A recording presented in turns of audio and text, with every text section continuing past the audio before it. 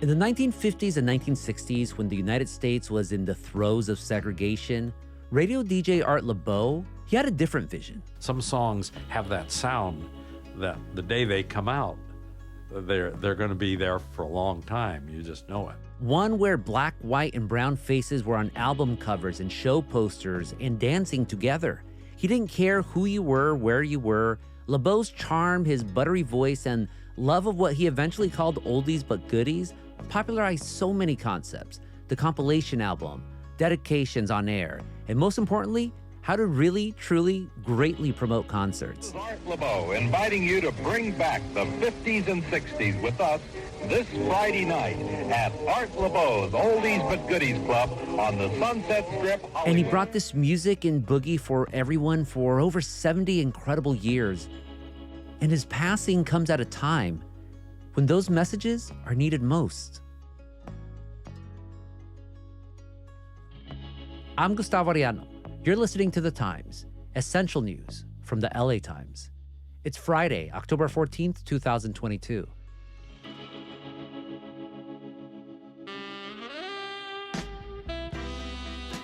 Today, a tribute to Art Laboe, who died on October 7th of pneumonia. His voice was on the LA airwaves for generations and across the American Southwest. He was a cultural icon there, but beyond his personality and awesome songs that he'd spin, Laboe broadcast a radical message of racial unity and tolerance for others way before such messages became mainstream. Here to help pay tribute to Laboe is LA Times reporter and my longtime compa, Gabriel San Román. Hey, what's up, Gabriel? Doing good, but definitely feeling the gut punch of losing such a radio legend like Art Laboe.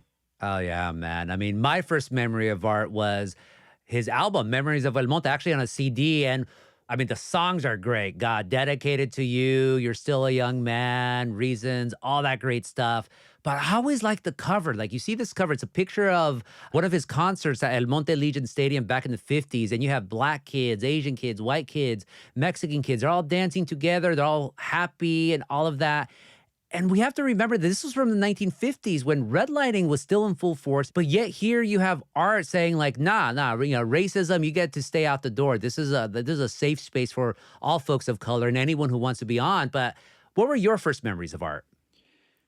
Really, what first came to mind when I heard the news of his passing was being the teenager. When you're trying to express yourself about early whimsical romantic feelings and whatnot.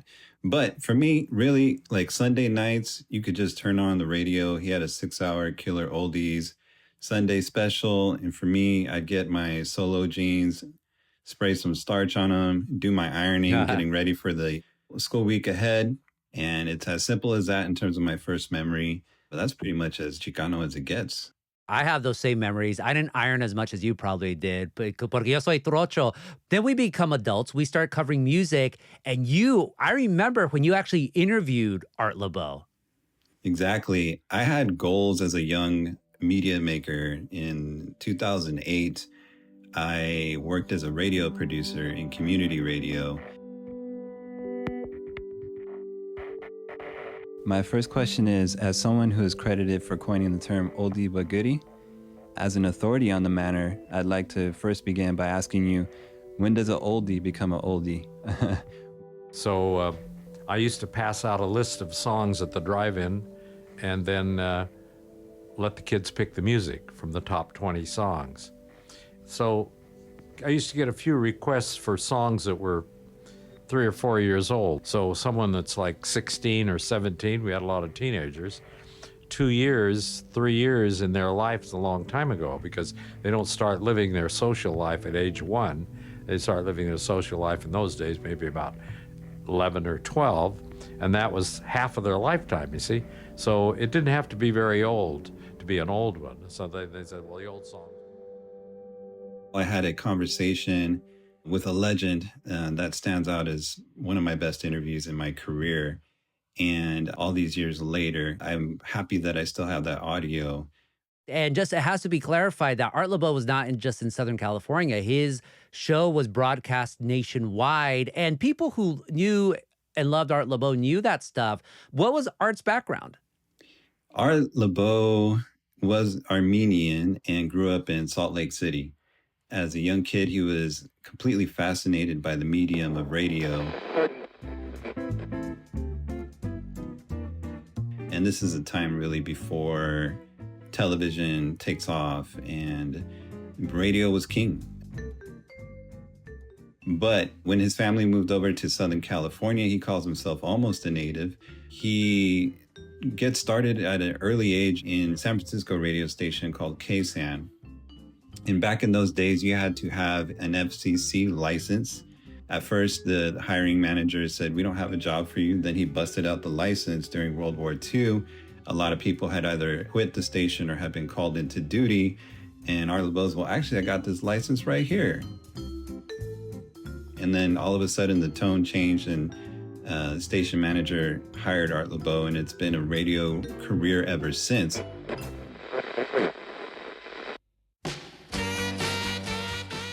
But really where his career takes off as we know it now is in the 1950s when he started to coin oldies but goodies. At the advent of rock and roll, when it really took, teenagers by storm. I didn't really know that I had that big of a following in East LA, but I started doing shows at El Monte Legion Stadium. And in those days, teenagers couldn't go to public dances if they were under the age of 18 in Los Angeles, but they could in El Monte.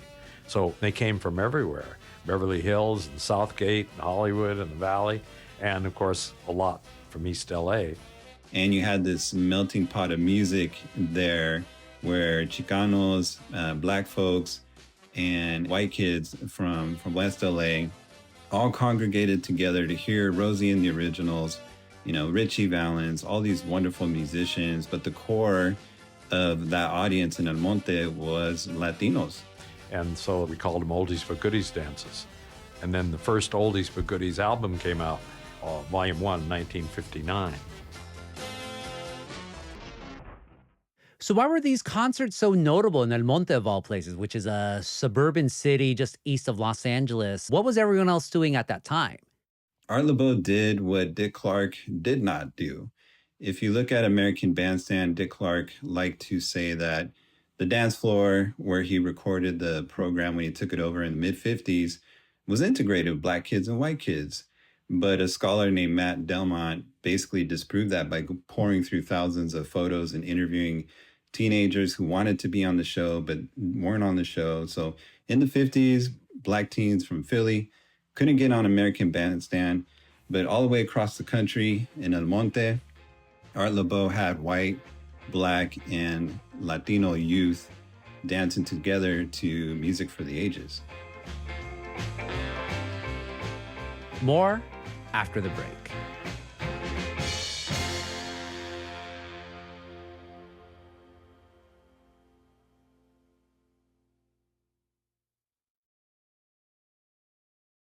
Gabriel, so even early on, Laboe was innovative in many ways outside of music. And a 70-year career, that's a long time. But his biggest fan base eventually became Chicano. How did that happen? The relationship started in the mid-50s, and Laboe recounted with me a story about Richie Valens. Richie Valens, the late singer of La Bamba, of course, he died in a plane crash along with Buddy Holly and the Big Bopper and others. We view him now as an icon, but Art knew him from the very beginning. Well, I knew Richie when he was 17. He went to high school in Pacoima. He did his first shows for me at El Monte Legion Stadium when he first came out with his early stuff. But when that movie La Bamba came out, it showed a lot of people that there was Latin music in the 50s. But he was like the first one that broke through, and that song of his, Donna, went to #1. But in the early days, he did a lot of stuff with me. And I'm telling him this story about his mother called at the stadium, and she got me on the phone. And she says, "You tell Richie to come right home and don't chase those girls." So I go backstage and I say, "Richie, I talked to your mother. She called, got a message for you." She said, "Go right home, don't chase those girls." And he broke out laughing. He thought that was really funny, And of course, he didn't go right home.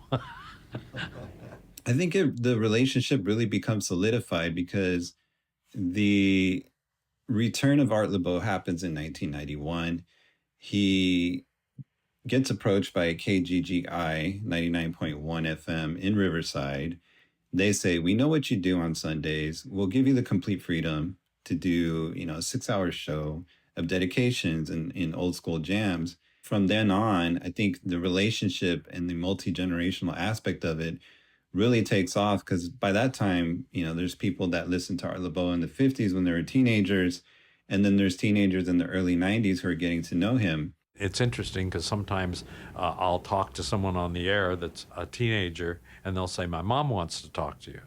And I'll talk to the mom. And I've even said, grandma wants to talk to you, or an uncle or somebody, So they all remember, and they still listen because I still play some songs from that era. Basically, Inland Empire, which is a region of Southern California about an hour from Los Angeles, played a big role in reviving Art Laboe's career and the Latinos in the Inland Empire, and then through Los Angeles and elsewhere, and in Phoenix and Tucson and in cities in New Mexico. He really broadcast to all of the Southwest, and he didn't just rely on oldies. He didn't just rely on your Bretton Wood jams, your Chicano soul jams from El Chicano or Malo or Tierra. In the latter part of his career, he platformed young Chicano musicians like MC Magic. It's MC Magic, baby. DJ K. Or Amanda Perez, or a singer named Lala. And so a new generation of artists and new genres of music became incorporated into his radio show, The Art Laboe Connection.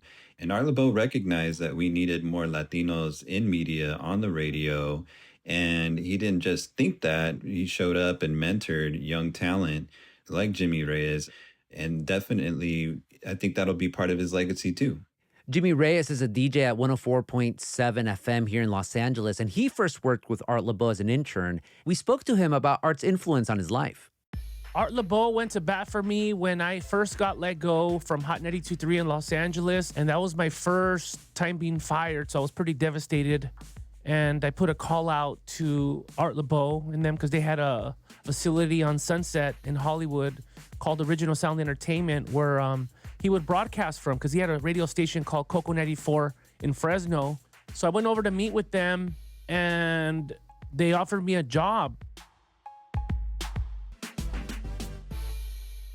We talked about Laboe's oldies but goodies empire and also his quest to fight racism, but he was a titan in many other ways, especially in radio. What were some of the other things that he was a pioneer in?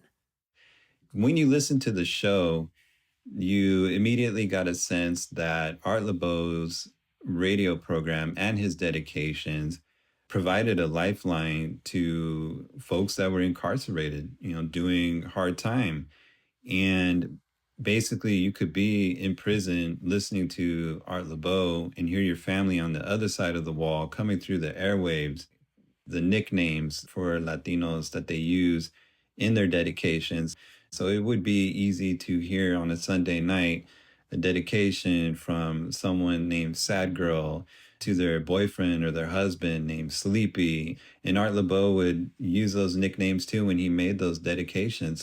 I mean, he was like our Vin Scully, our Chick Hearn, such a legendary broadcaster, definitely an icon, and just a connection that he brought amongst people. The power of a dedication, calling someone to do a special message on the radio can go a long way. It's Old School 104.7, Jimmy Reyes taking your calls and sharing memories of the late, great Art Laboe. I want to pay my respects to Art Laboe. I remember we used to listen to him when I was locked up at Glen Helen every Sunday, his dedications. And I was wondering if he would play a song for me that reminds me of him, which would be Papa Was a Rolling Stone. I can definitely do that. Hey, how long were you locked up for? I think I was doing a year. Oh, man. Hey, if I can ask you, because I've always heard that, the homies are listening for their dedication. So what would happen when Sunday came around? How would you guys hear it? Some of you had radios back then in the cells, or how did that work? No, it was, we were in dorms, and the sheriff or the police had control of the intercom in there. And they would turn on the intercom just for the dorms. More after the break.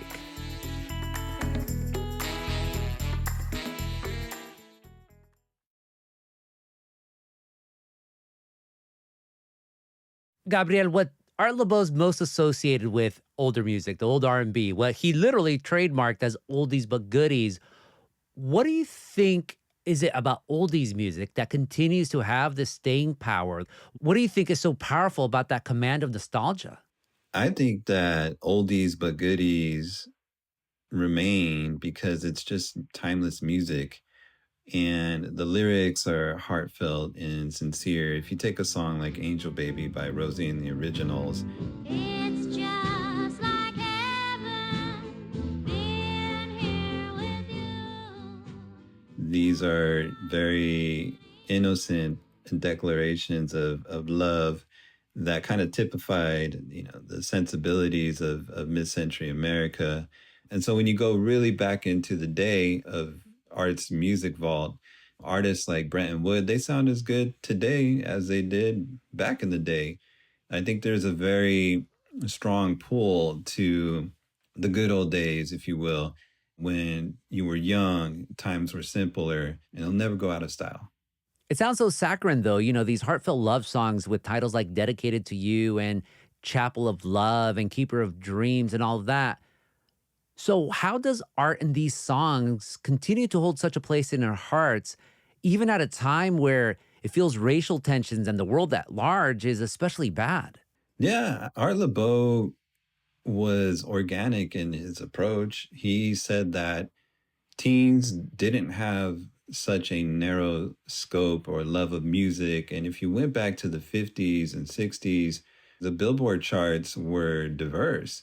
And white kids wanted to listen to Black artists. And he was one of the first DJs that was unafraid to have that kind of eclectic playlist on his radio programs. He delivered to the youth what the youth wanted, driven by the open-mindedness and shared love of music that young kids from all different backgrounds enjoyed. And Art was the DJ in more ways than one, at the center of it all. What's amazing about all of this, Gabriel, we're talking about a DJ who, in our estimation, was doing these radical revolutionary things in many ways, but yet he never said anything political. He never talked about politics on the air. He never put himself out there as this type of revolutionary figure. But it is all very revolutionary in that sense. And then also just, what he did in terms of his legacy in the medium and his longevity in it too, as well. I don't know what Art Laboe's overt politics were, but I know that he delivered musical utopias. We're airing this on the heels of massive turmoil with the LA City Council, where some Latino council members were caught on tape saying horrible remarks against Black people and other minorities. How much do we need Art Laboe right now? We need Art Laboe more than ever. He understood the street cultures that cross-pollinated between Blacks and Latinos, and uniquely in Southern California, whether it's hip hop, Latinos have been on the scene, Black folks created the genre, the culture, and we participated in it through b-boying, b-girling, graffiti, DJing, and MCing. And Art Laboe put on, the new generation of MCs. Like, my folks grew up in the 60s. They listened to Motown. They listened to Chicano Soul, Sonny and the Sunliners. They listened to Art Laboe. And they have a lot of respect for Black people, history, and culture.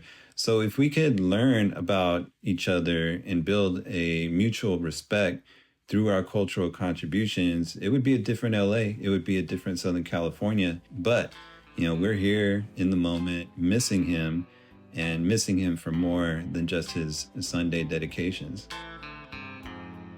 Gabriel San Román, my eternal compa, thank you so much for this conversation. Thank you for having me on to remember a hero of mine in radio and someone that I and all of us will miss dearly. Thanks so much. I appreciate it.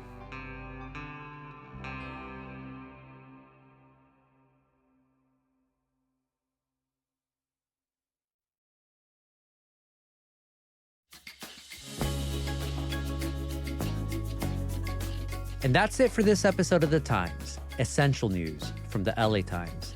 Denise Guerra was a hef on this episode, and Mario Diaz mixed and mastered it. Our show is produced by Shannon Lynn, Denise Guerra, Kasha Brasalian, David Toledo, and Ashley Brown. Our editorial assistant is Madeline Amato. Our engineers are Mario Diaz, Mark Nieto, and Mike Heflin. Our editor is Kinsey Moreland. Our executive producers are Jasmine Aguilera, Shani Hilton, and Hiba El Orbani, and our theme music is by Andrew Epin. And hey, we're building a Dia de los Muertos audio altar this year and would love to include your memories of your loved ones. Call 619-800-0717, 619-800-0717, and leave us a voicemail with your own ofrendas. Tell us who you are, where you live, and then tell us a great story about a friend, a family member, someone dear to you who has passed on and joined the ancestors. We want to air an entire episode with those stories around Day of the Dead. Thanks in advance, and again, the number is 619-800-0717. I'm Gustavo Arellano. We'll be back Monday with all the news and desmadre. Gracias. There's kisses.